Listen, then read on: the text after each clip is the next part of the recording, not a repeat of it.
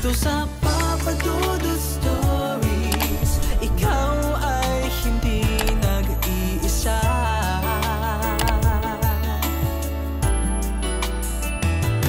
Dito sa Papa Dudut Stories, may nagmamahal sa'yo. Papa Dudut Stories. Papa Dudut Stories. Sa lahat po ng mga nakatutok ngayon, huwag pong kalimutan mag-like, mag-share at mag-subscribe. Maraming salamat po sa inyong lahat.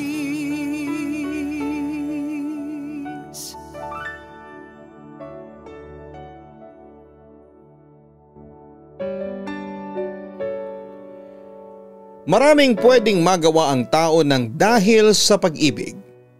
Minsan ay hindi natin napapansin na nakagagawa na pala tayo ng mga bagay na mali na dahil nabubulag tayo sa pag-ibig na nararamdaman natin. Dear Papa Dudut, magandang araw sa inyo at sa mga kaistorya natin na kagaya ko ay halos araw-araw nang nag-aabang sa inyong mga kwento. I'm Sofia, 25 years old at nagtatrabaho bilang cashier sa isang department store dito sa Marikina. Sobrang enjoy talaga ako makinig ng mga sulat na binabasa ninyo. Madalas ay naiiyak pa ako, hindi lang dahil sa kwento, kung hindi dahil na rin sa galing ng inyong pagkakabasa. Kaya naman naisipan ko rin na magbahagi ng kwento ngayong araw.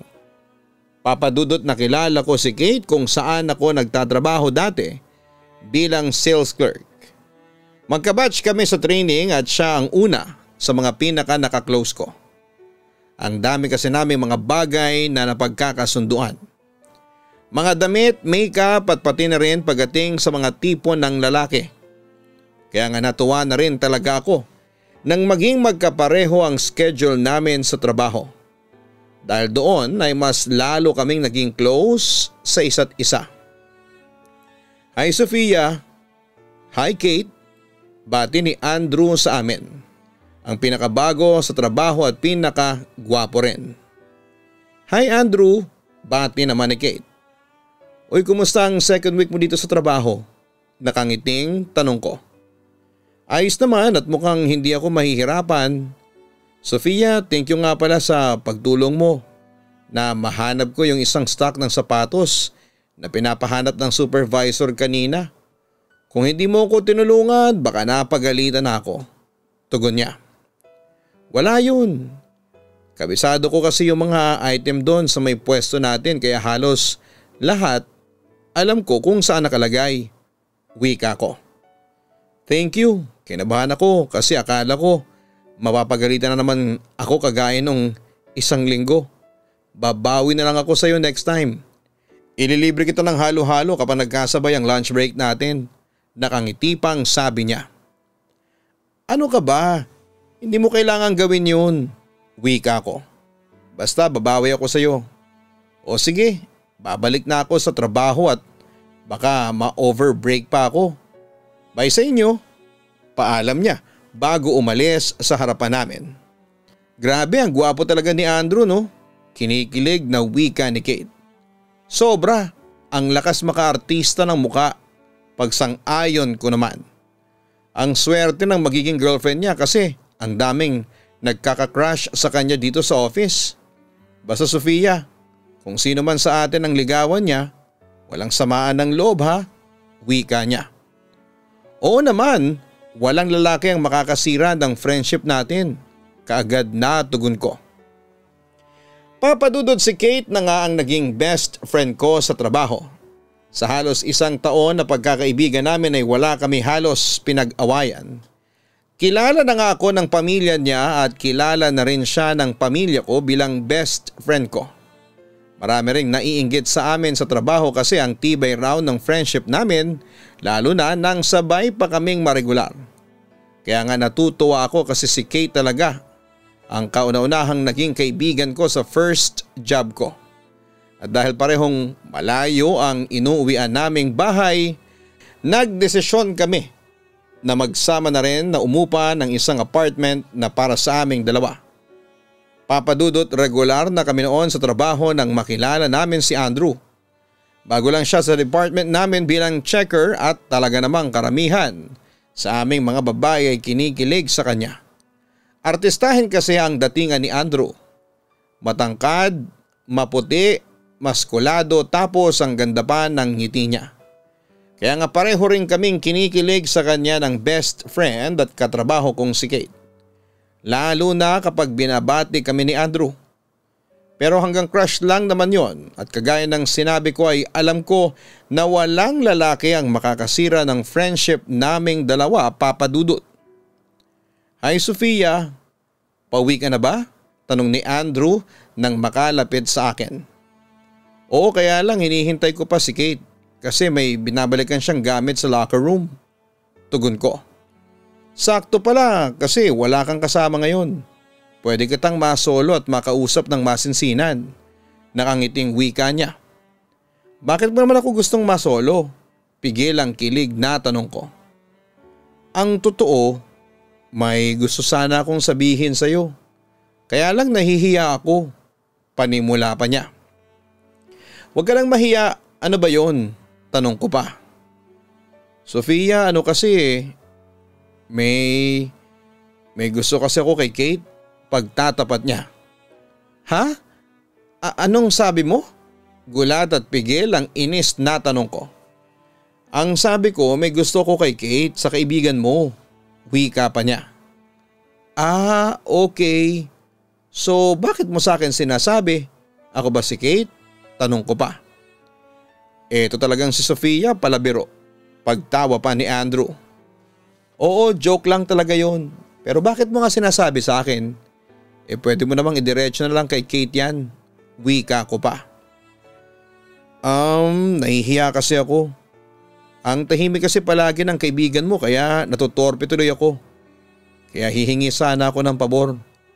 Ilakad mo naman ako kay Kate oh. Tulungan mo ako na ligawan siya. Request pa niya. Ano?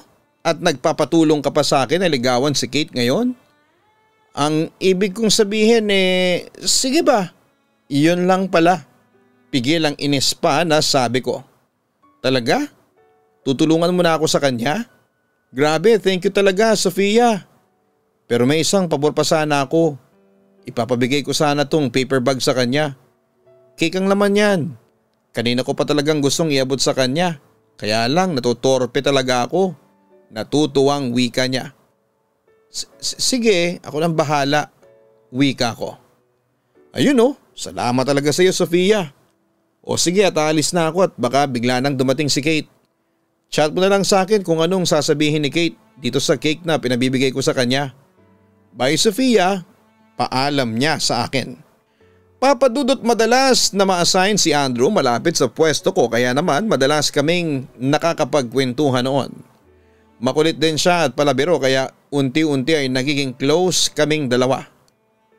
Sinabi pa nga noon ni Kate na naiinggit siya kasi napapansin niya ang closeness namin ni Andrew. Pero ayos lang naman daw kasi alam niya raw na mas maganda ako sa kanya. Walang halong biro yung sinabi niya na yon at alam ko namang totoo rin yon. Kaya nga akala ko ay may gusto talaga sa akin si Andrew. Hindi lang naman kasi ako o si Kate ang nakakapansin na madalas akong kinakausap ni Andrew, Papa Dudut. Pati na rin yung mga ibang katrabaho namin. At nang lapitan niya ako para sabihin na may ipagtatapat siya sa akin ay akala ko talaga na tungkol yon sa feelings niya para sa akin, ayun pala tungkol yon sa feelings niya para kay Kate. At aaminin ko Papa Dudut na medyo nasaktan din ako noon. Dahil umasa na nga ako na sa akin siya may gusto. Pero ang nasa isip ko noon ay tutupad ako sa pangako namin ni Kate na walang friendship na masisira ng dahilang sa lalaki, Papa Dudut. Papa Dudut, nang sabihin ko noon kay Kate ang tungkol sa sinabi sa akin ni Andrew na may gusto ito sa kanya. Nakita ko na nagpigil siya ng kilig na nararamdaman niya. Siguro kasi alam niya nga na may gusto ako kay Andrew. Tapos pati siya ay ine-expect na rin na sa akin ito may gusto. Kaya nga tinanong niya pa sa akin kung ayos lang ba talaga na magpaligaw siya kay Andrew. Siyempre kaagad ko namang sinagot na okay lang. Ayoko namang maging kontrabida ako sa isang totoong kwento ng pag-iibigan. Kaya nga pumayag na rin ako sa request ni Andrew na tulungan ko siya sa gagawin niyang panliligaw kay Kate. Papadudot, sa totoo lang si Andrew talaga ang tipo ng lalaki na ideal man ko. Bukod sa gwapo talaga siya, yung ugali niya rin ang nagustuhan ko sa kanya. Nang matuloy nga ang panliligaw niya kay Kate ay doon ko siya mas lalong nakilala. May mga oras kasi na sinasama nila ako sa date nila. Nakita ko kung paano siya maglambing at maging gentleman kay Kate. At hindi ko talaga mapigilan ang sarili ko na makaramdam ng selos. Kaya naman hindi na lang ako sumasama sa mga date nilang dalawa, Papadudot. Sofia, may gusto pala akong itanong sa iyo. Sa tingin mo ba ay oras na para sagutin ko si Andrew? Tanong pa ni Kate. Ha? Balak mo nang sagutin si Andrew? Balik tanong ko. Oo naman. Oo sana kasi halos isang buwan na rin siyang nanliligaw sa akin. Ramdam ko naman na gusto ko na rin talaga siya at seryoso siya sa panliligaw niya sa akin. Kaya ayun, gusto ko na sanang gawing opisyal ang relasyon naming dalawa. Wika pa niya. Pero hindi ba masyado pang maaga? Alam mo kasi Kate, sa totoo lang medyo nakukulangan pa ako sa effort na pinapakita ni Andrew ngayon. Wika ko. Talaga? Ang sabi pa ni Kate. Oo kasi dapat mas magbigay pa siya ng oras sa iyo. Lalo na kapag wala siyang pasok sa trabaho. Dapat din na mas kilalanin mo pa siya. Kasi baka mamaya biglang magbago ang ugali niya. Pakiramdaman mo muna bago ka gumawa ng desisyon na pwede mong pagsisihan sa uli. Sabi ko naman. Alam mo tama ka. Mahirap na kasi baka masaktan pa ako sa kanya. Dapat talaga na mas kilalanin ko pa siyang mabuti. Thank you Sofia ha. Kasi palagi mo binibigyan ng linaw ang isipan ko kapag naguguluhan ako. Wika niya. Papadudot, nagkaroon naman ako ng boyfriend at ibang manliligaw noon. At masasabi ko na walang-wala ang ginawa nilang effort sa ginagawang effort ng panliligaw ni Andrew kay Kate. Mauna kasi si Andrew na matapos sa shift sa trabaho pero maghihintay pa rin siya kay Kate para sabay na silang umuwi. Sinusundo rin niya si Kate, Papadudot, mula sa apartment namin para sabay na silang pumasok sa trabaho. Tapos ay palagi rin siya nitong pinupuntahan kapag rest day nila.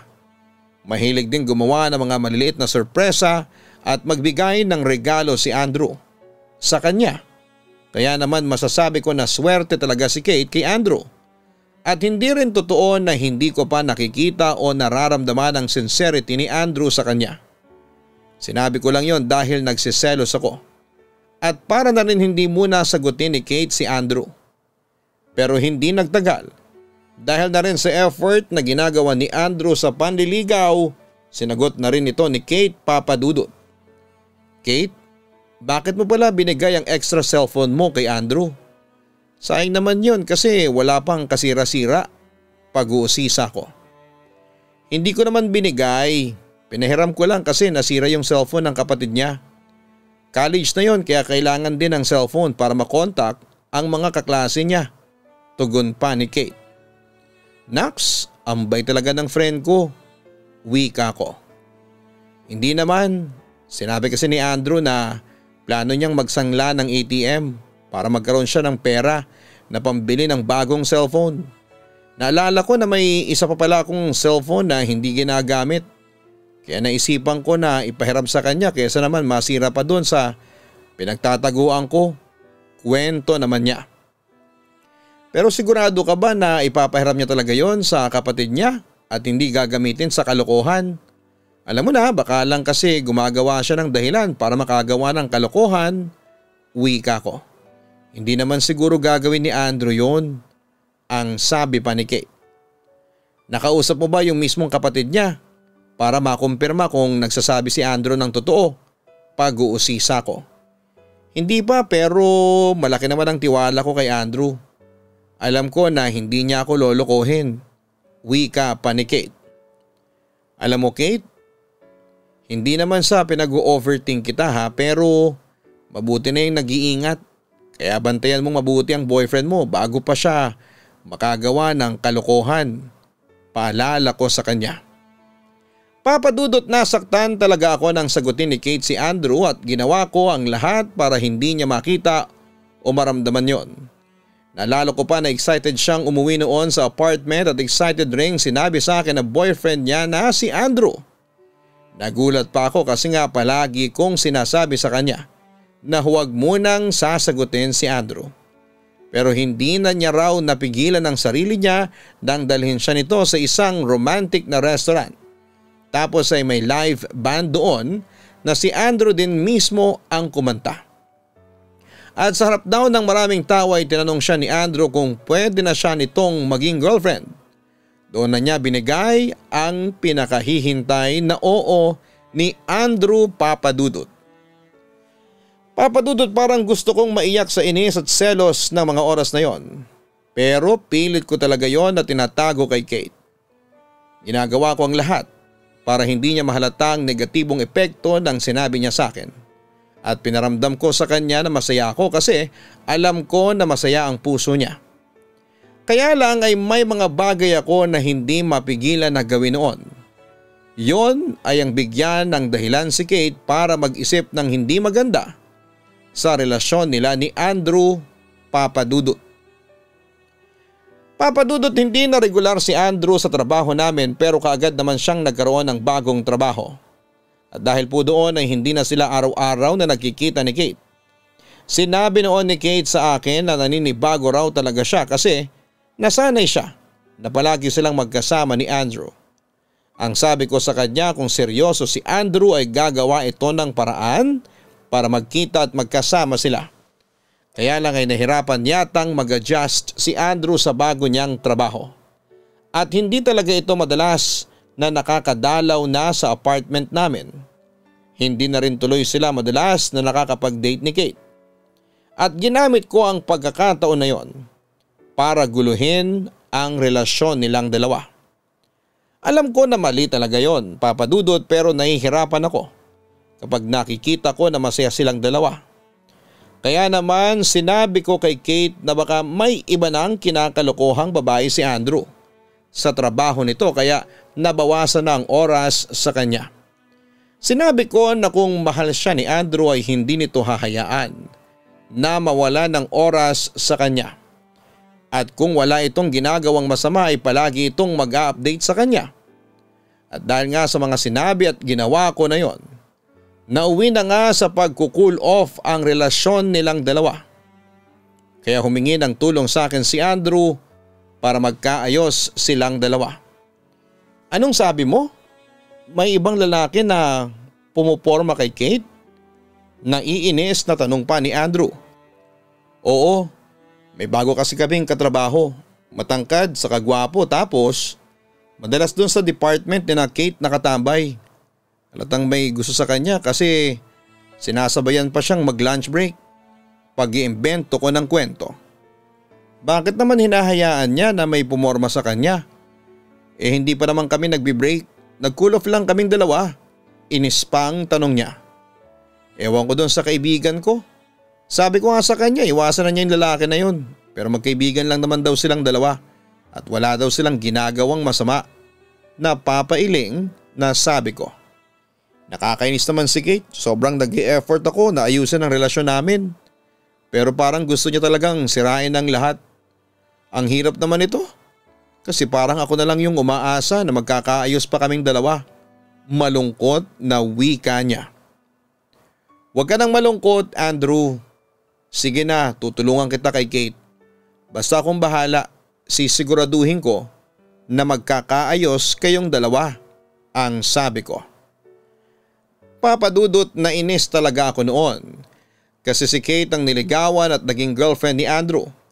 Kagaya ng binanggit ko kanina, hindi hamak na mas maganda ako kay Kate. Mas sexy rin ako sa kanya at mas mahusay mag-makeup.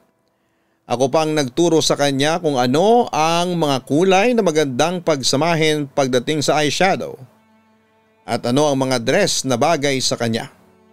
Alam ko at sigurado ako na hindi hamak na mas lamang ako kay Kate, pero ang isang boring na kagaya pa rin niya ang piniling ligawan ni Andrew. Kaya naman hindi ko na talaga napigilan ang sarili ko na maging kontrabida sa relasyon nila. At aaminin ko na natuwa talaga ako nang malaman ko na nag-cool off na silang dalawa. At nang lapitan nga ako ni Andrew, hindi ko na rin napigilan ang sarili ko na gumawa ng kwento tungkol kay Kate. Ayoko talagang maging masaya sila kaya damay-damay na sa sakit na nararamdaman ko noon, Papa Dudut. Kate, ang totoo, may hindi kasi ako sinasabi sa'yo. Kahapon, nang mag-grocery ako, nakita ko ulit silang dalawa na magkasama. Ang sweet-sweet nga nila tapos nakapway pa si Andrew dun sa babae. Wika ko kay Kate. Hindi totoo ang mga sinasabi ko pero yon ang gusto kong palabasin. Bakit hindi mo kagad sinabi sa akin yan? Tanong pa niya. Hindi ko rin kasi alam kung paano ko sasabihin sa'yo. Basta ito lang ang sigurado ko. Niloloko ka lang talaga ni Andrew kaya dapat na hindi mo na siya balikan pa. Wika ko pa. Sabi na nga ba, tama ang hinala ko. Sinisiraan mo talaga ako kay Kate Sofia. Ang sabi naman ni Andrew na bigla na lamang lumitaw noon sa tabi namin. Andrew? Bulalas ko. Ano ulit yung sabi mo kanina? Nakita mo ko na may kasamang ibang babae na inakbayan ko pa?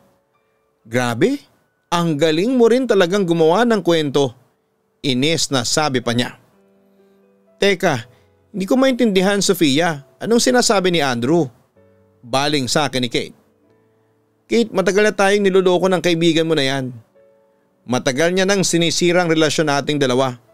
Nung isang araw lang kinausap ko siya para tulungan ako na makapagpaliwanag sa'yo. Pero ang hindi ko alam puro paninira lang pala ang sasabihin niya sa'yo. Ano Sofia? Tama ako hindi ba? Matagal ka nang may gusto sa akin kaya gusto mong masirang relasyon namin ni Kate. Baling sa akin ni Andrew.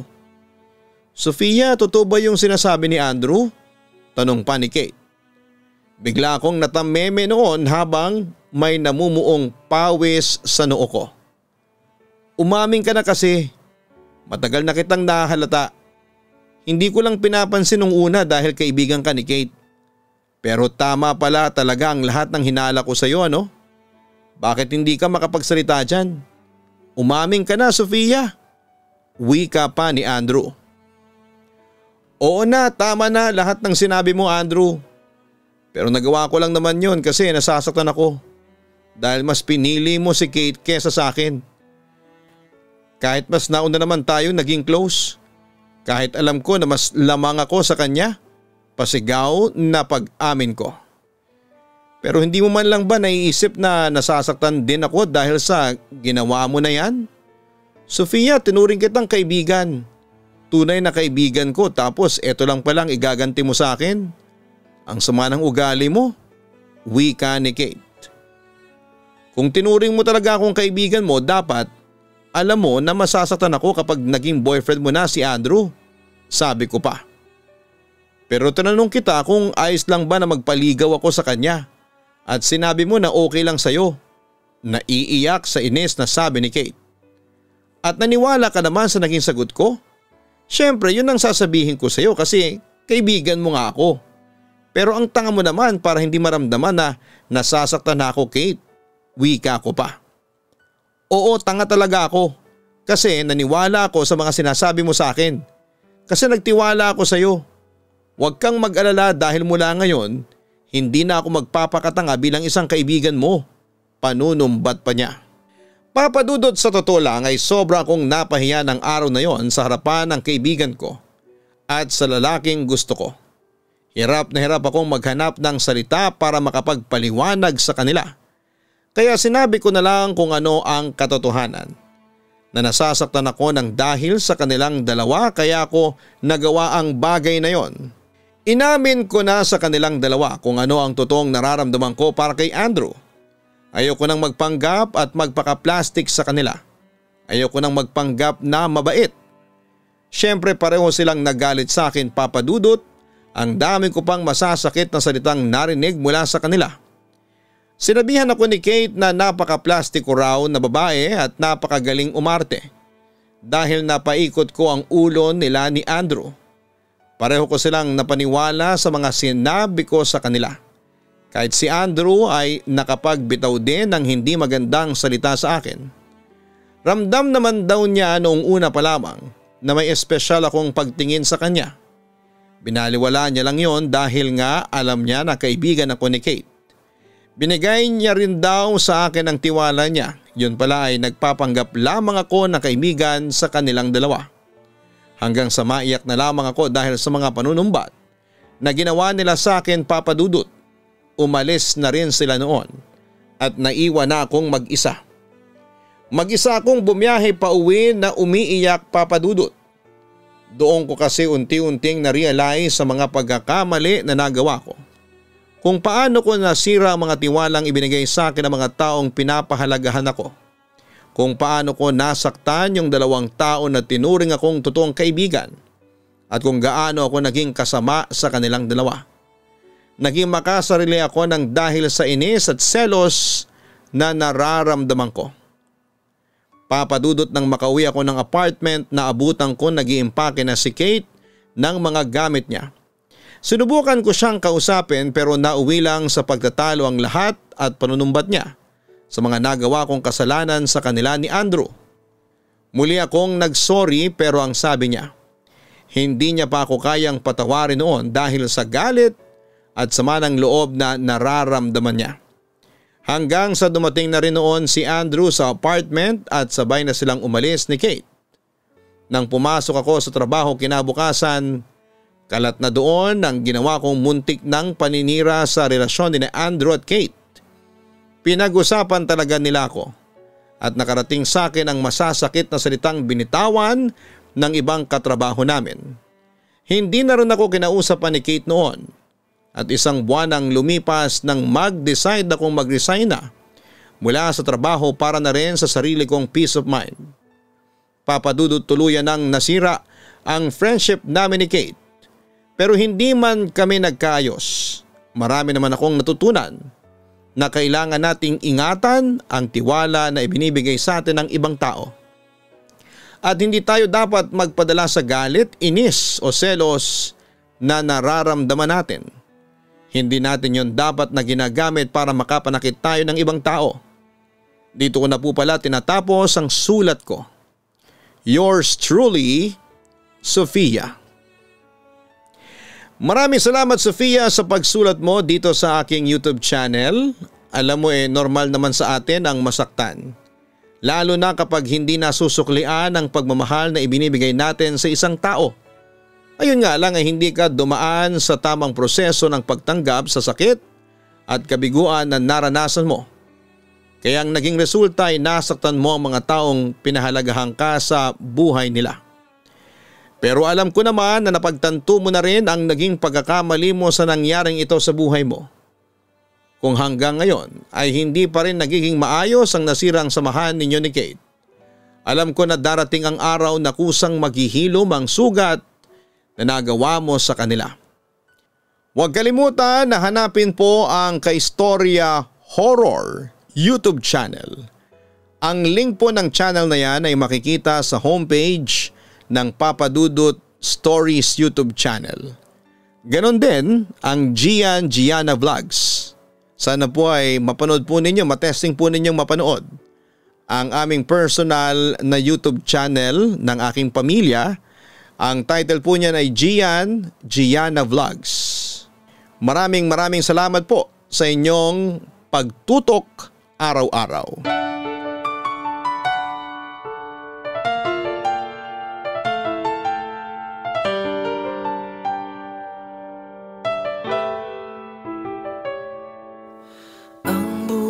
Ay mahiwaga, laging may lungkot at saya. Sa Papa Dudut Stories, laging may karamay ka.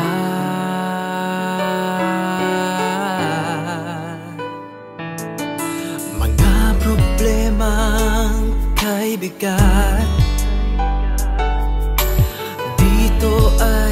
pakikinggan ka sa Papa Dudut Stories. Kami ay iyong kasama dito sa Papa Dudut Stories. Ikaw ay hindi nag-iisa.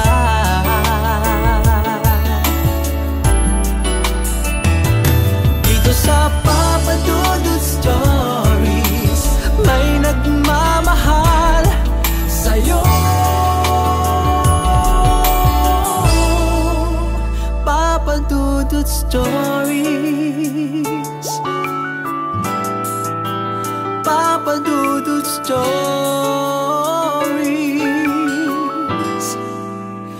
Papa Dudut Stories.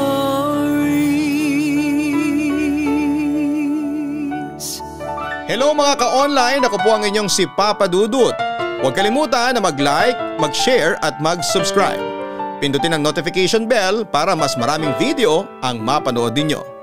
Maraming salamat po sa inyong walang sawang pagtitiwala.